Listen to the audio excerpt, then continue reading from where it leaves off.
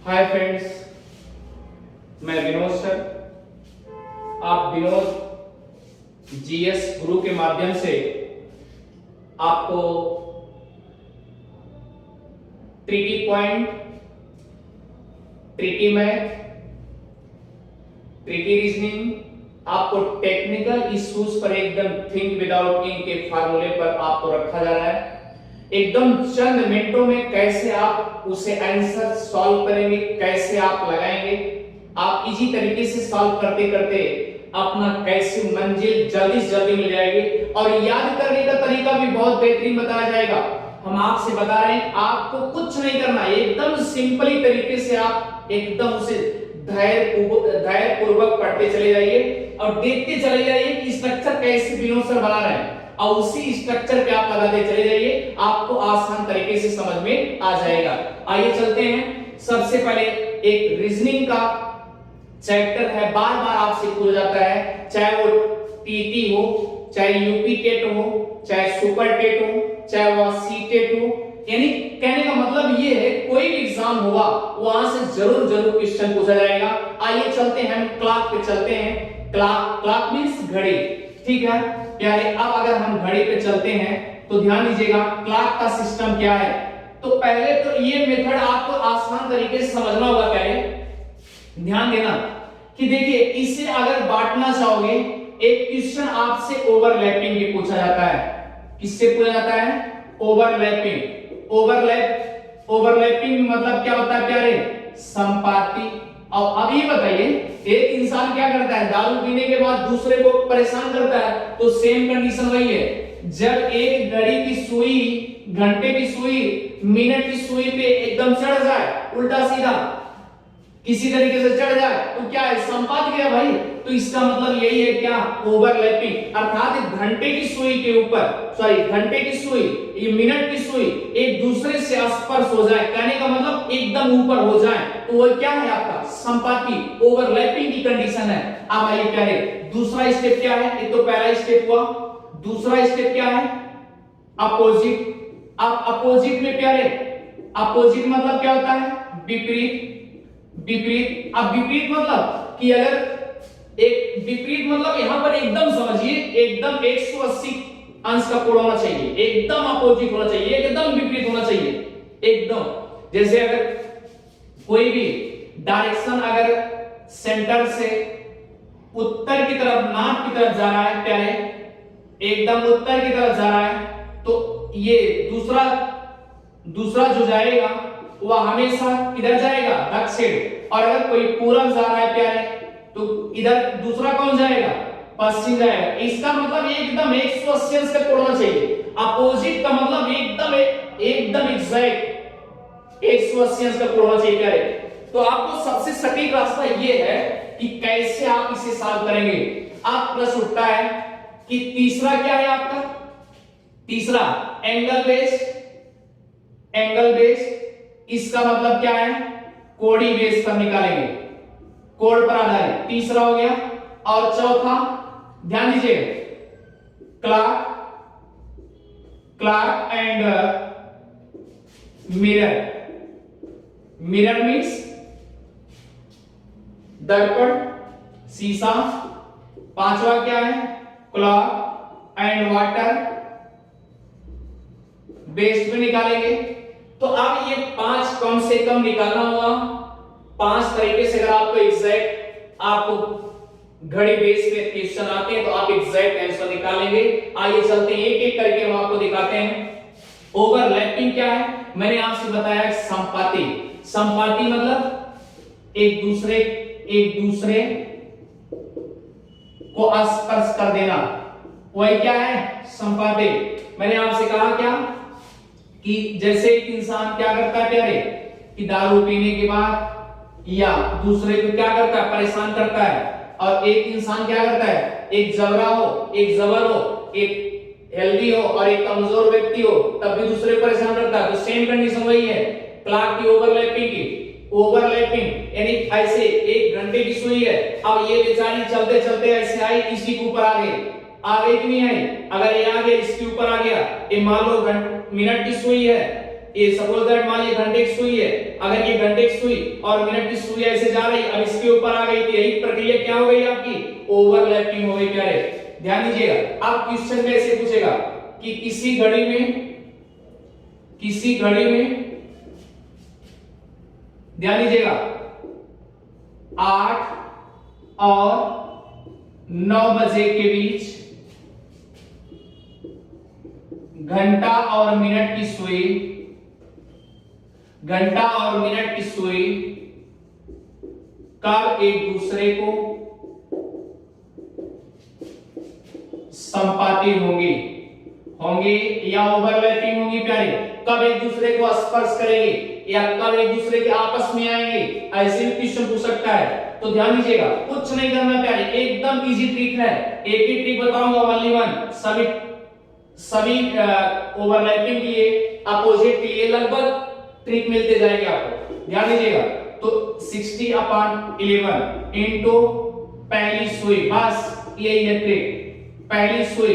आप क्या ध्यान दीजिएगा, अब आप ये प्रैक्टिकली समझिएगा, प्रैक्टिकली समझेंगे। ये मान लीजिए एक सर्किल है, उसमें मैंने घड़ी को दर्शा दिया, ये 12 6 3 9 1 2 4 5 7 8 10 और 11, इस तरीके से आपको एग्जैक्ट दिया प्यारे।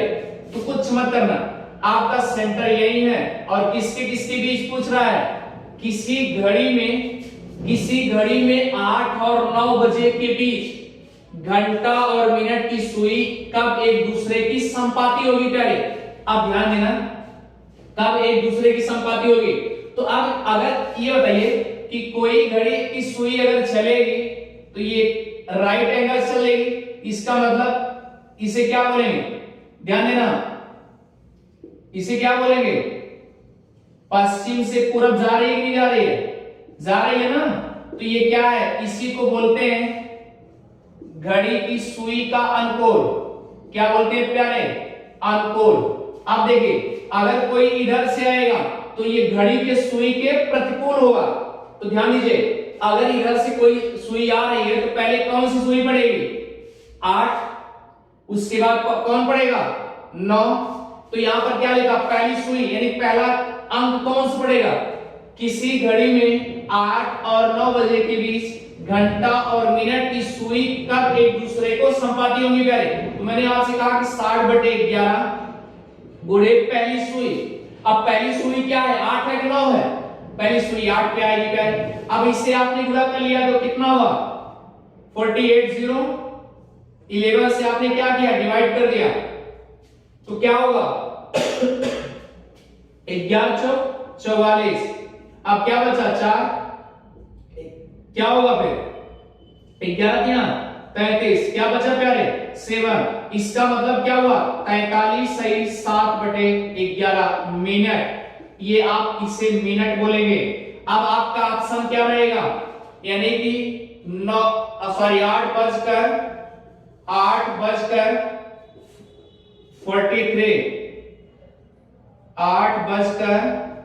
43 सही 7/11 मिनट पर क्या हो जाएगी, ओवरलैप हो जाएगी, यानी संपाती हो जाएगी। इसी तरीके से आपको आंसर निकालना है।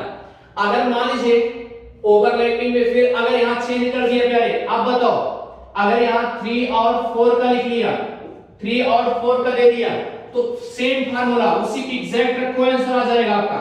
अब देखो यहां पर क्या लिखा, 60/11 तो लिखना है। यहां पर पहली सुई 3 पे आएगी, पहले 4 पे आएगी, पहले 3 आया ना, तो आपने यहां क्या लिखा, 3 लिखा। अब यहां पर 3 और 6 का गुणा करेंगे, 18 हुआ। उसके बाद क्या किए, 11 से भाग दे दिए।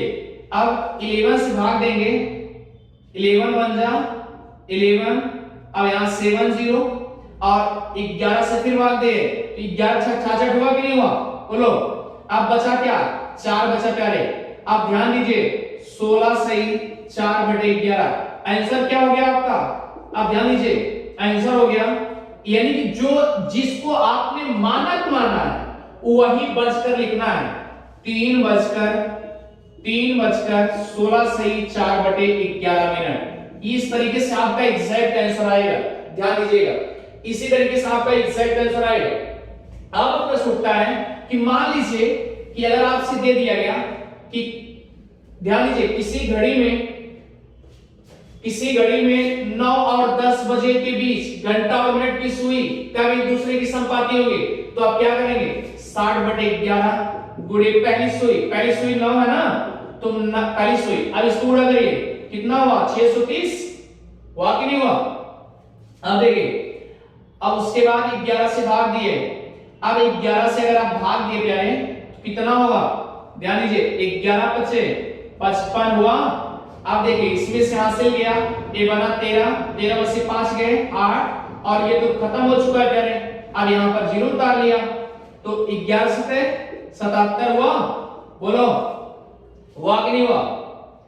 अब इसको घटाओ कितना होगा 3 हुआ।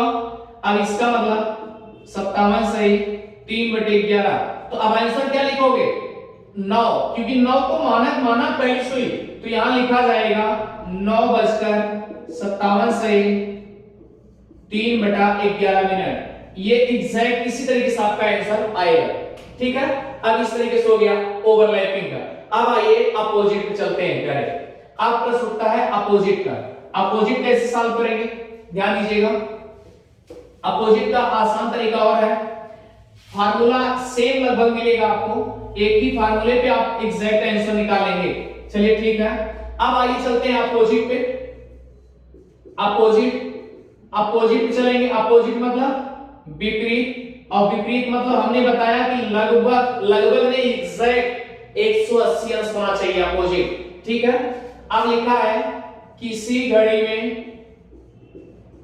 घड़ी में 9 बजकर